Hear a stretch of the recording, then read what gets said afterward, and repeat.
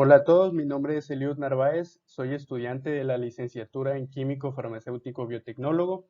Esta es básicamente la segunda parte del video anterior que hice de biomoléculas acerca de las proteínas. Si no lo has visto, te invito a que lo visites, le des like. Bueno, en este video vamos a hablar acerca de los ácidos nucleicos y espero que lo disfrutes. ¿Qué son los ácidos nucleicos? Básicamente son biopolímeros. Están compuestos por subunidades llamadas nucleótidos. Es la unidad fundamental de los ácidos nucleicos.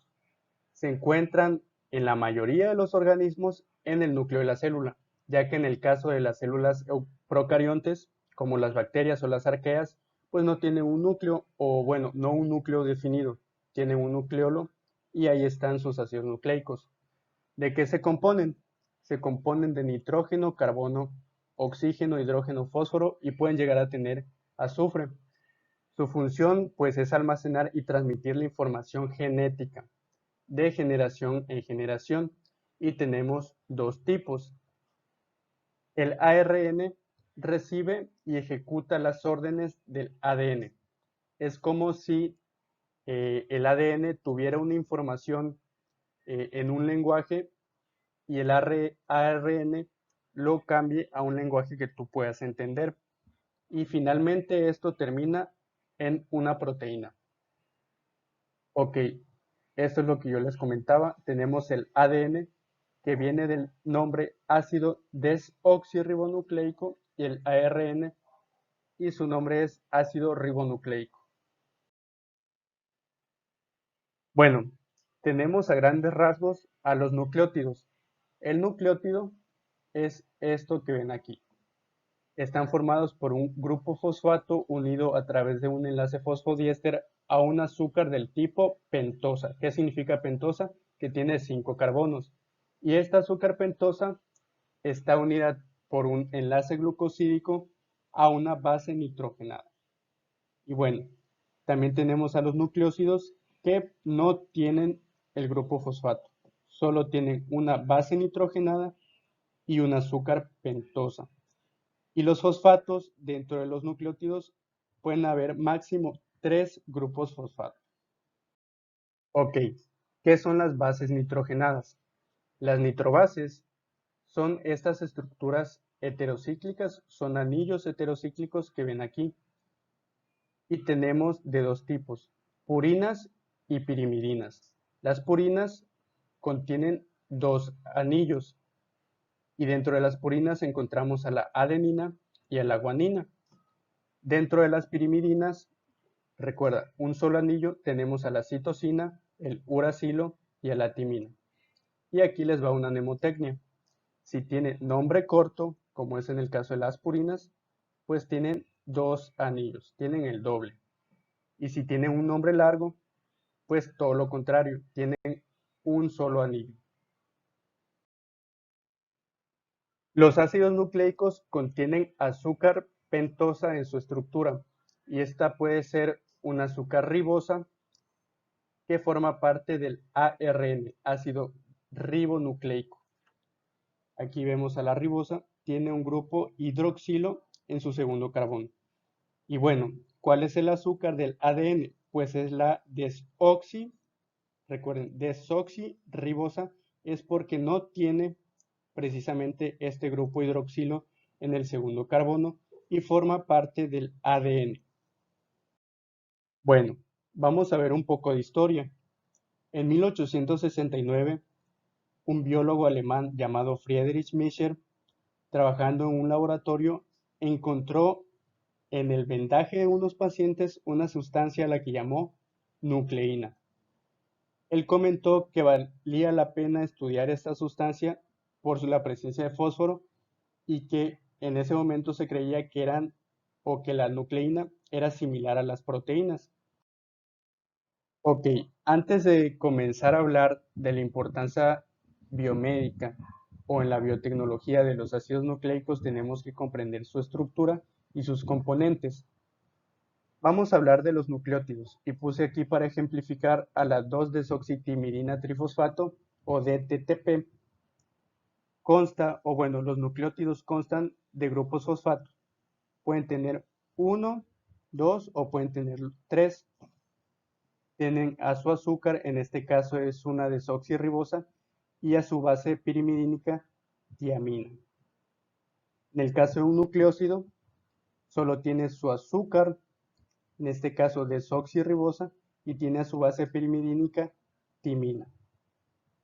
Ok, ahora vamos a hablar acerca de las bases nitrogenadas.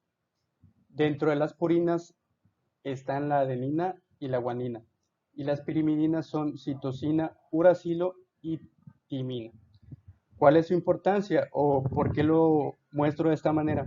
Pues porque en el caso del ARN, sus bases son el uracilo, la citosina, la adenina y la guanina.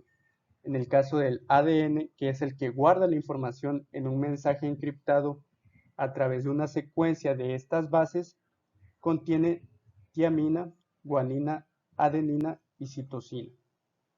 Cuando el ADN se transcribe a ARN, se cambia una tiamina por un uracilo. Bueno, vamos a ver algunos componentes y algunos ejemplos. En el caso del nucleótido ATP o adenosintrifosfato, pues es el más sonado o del que más se habla en biología molecular. ¿Por qué? Porque pues se cree que es la principal molécula de intercambio energético.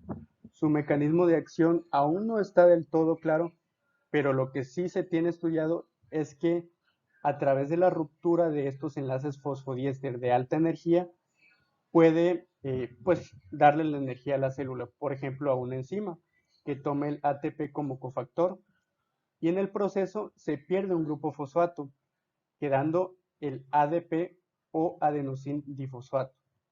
Si se pierde otro grupo fosforilo, bueno, pues queda uno solo y se llama entonces AMP.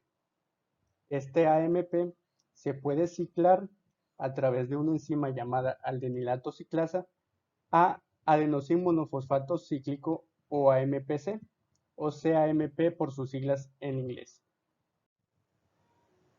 Bueno, también tenemos a otros nucleótidos derivados respectivamente el FAD de la vitamina B2 o flavina, el NAD en su forma oxidada de la vitamina B3 o nicotinamida y la coenzima A que es derivada de la vitamina B5 o el ácido pantoténico. Estos cofactores son nucleótidos o son derivados de nucleótidos que intervienen en el transporte electrónico de las reacciones metabólicas de la célula, llevando los electrones, o sea, reduciéndose, y los transportan a la cadena transportadora de electrones para pues, la síntesis, de hecho, de ATP. Ok, vamos a ver de qué se componen o cómo se polimerizan. Sus grupos fosfodiéster se van enlazando principalmente del extremo 5' o en el carbono 5 de su azúcar pentosa y el otro se ensambla o se enlaza en el carbono 3 en el grupo H de la pentosa y van creciendo en dirección 5' 3'. Tienen una secuencia de bases. Esto pues es lo que se llama el código genético y hace referencia a en qué orden están las bases nitrogenadas, y esto se lee generalmente en tripletes. Hablamos de polinucleótidos cuando muchas subunidades de nucleótidos se van ensamblando y, por ejemplo, en el caso del genoma humano, tenemos alrededor de 3.000 millones de nucleótidos repartidos en 24 moléculas de ADN. Y finalmente, este genoma pues se empaqueta en los cromosomas. Bien, vamos a hablar también de la regla de Chargaff, también llamada complementariedad de bases nitrogenadas, que esta dice que las bases son complementarias en la cadena bicatenaria del ADN.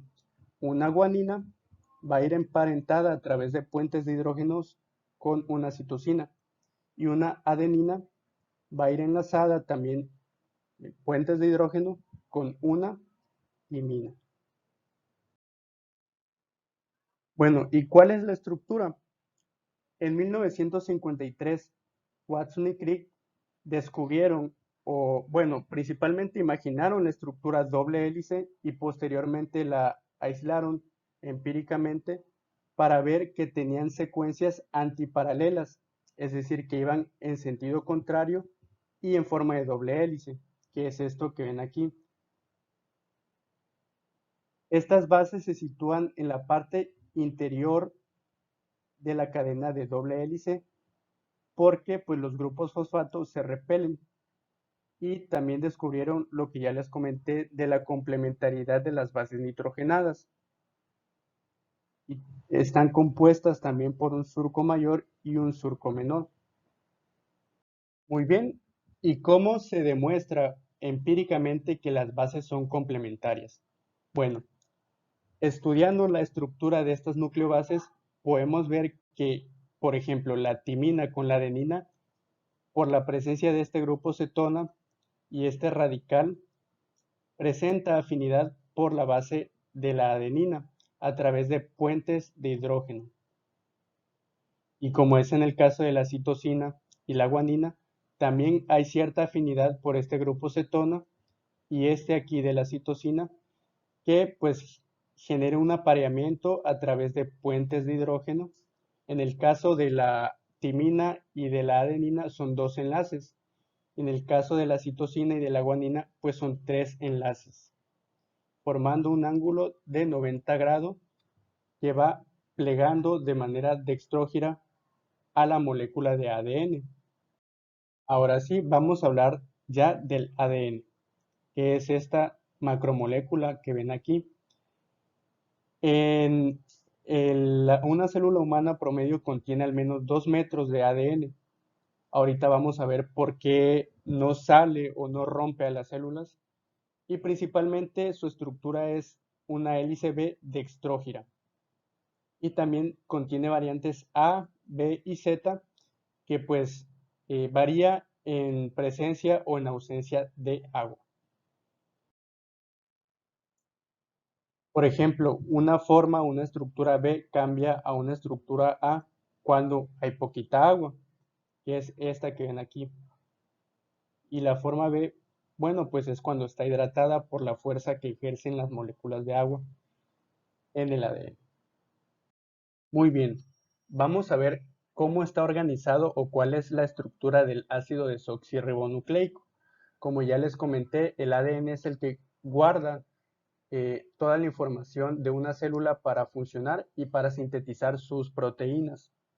Esta imagen que ven aquí ilustrativa es válida solamente para organismos eucariontes, células animales, vegetales, incluso el reino fungi. ¿Por qué? Porque son los organismos que pueden tener un núcleo definido. En el caso de las bacterias o arqueas, organismos procariontes, pues no tienen un núcleo, no pueden guardar en un núcleo los cromosomas. ¿Y qué son los cromosomas? Pues son estas estructuras que empaquetan toda la información genética y están compuestos por una sustancia llamada cromatina. Esto que ven aquí es la cromatina. ¿Y qué es la cromatina? Pues la asociación de las histonas, esta es una histona, con el DNA. ¿Ok? Las histonas, su función es enrollar o empaquetar muy bien el DNA para posteriormente formar la cromatina y así formar cromosomas, para empaquetar muy bien la información genética en el núcleo de la célula. Dato curioso, los virus también contienen DNA o hay otros que contienen RNA y esto les otorga su capacidad infecciosa porque una vez que entran a una célula engañan a la maquinaria de la célula hospedera para sintetizar sus propias proteínas y así poder multiplicarse. Ok, vamos a ver de qué está hecho el ARN o ácido ribonucleico, que es cuando cambiamos una timina por uracilo y la desoxirribosa por un azúcar ribosa. Ok, tenemos varios tipos. Interactúan a través de iones y hay ARN mensajero, que es el que es cuando se traduce el ADN a través de un proceso llamado transcripción que viaja a los ribosomas que están formados por RNA ribosomal. Estos ribosomas lo que hacen es que con la ayuda del ARN transferencia, que también es ARN, que mantiene o tiene unido un aminoácido, conforme el ARN mensajero va pasando a través del ribosoma, pues va ensamblando o va enlazando los aminoácidos para finalmente tener a una proteína. Y a todo esto de ADN, ARN y proteína, pues se le llama el dogma central de la biología molecular. Aquí vemos al ARN de transferencia y al ARN ribosomal, que pues son los encargados de coadyuvar o cooperar con el ARN mensajero para sintetizar a las proteínas de la célula. Ok, aquí estamos viendo el ARN y su función es codificar el mensaje o traducir el mensaje del DNA para que el ribosoma tenga un mensaje entendible y pueda o sepa qué proteína sintetizar. ¿Cuáles son las aplicaciones o qué ventajas nos tiene estudiar a los ácidos nucleicos?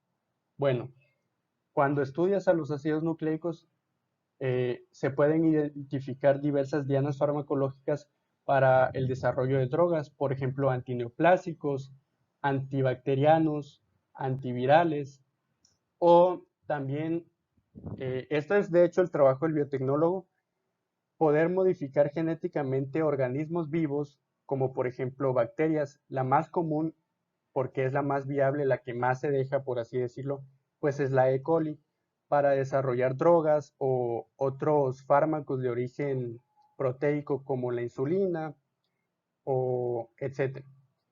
También tiene aplicación a nivel de industria alimentaria. Modificando genéticamente los alimentos se pueden mejorar sus propiedades organolépticas, color, olor, sabor, el tiempo que tengan en anaquel. Bueno, y de hecho, pues el hecho de estudiar toda esta parte de los ácidos nucleicos, pues tiene aplicaciones extrapolables a la veterinaria, a la industria textil, etcétera, etcétera. La verdad es que hay muchas aplicaciones a raíz del estudio, principalmente en farmacología y en biotecnología. Bueno, pues muchas gracias por su atención. Espero que les haya sido de su agrado, que le hayan podido entender. Y si así fue, pues me pueden regalar un like, me pueden ayudar compartiendo este video y suscribiéndose al canal. Me puedes dejar en la caja de comentarios de qué te gustaría que hablara en un próximo video. Hasta luego.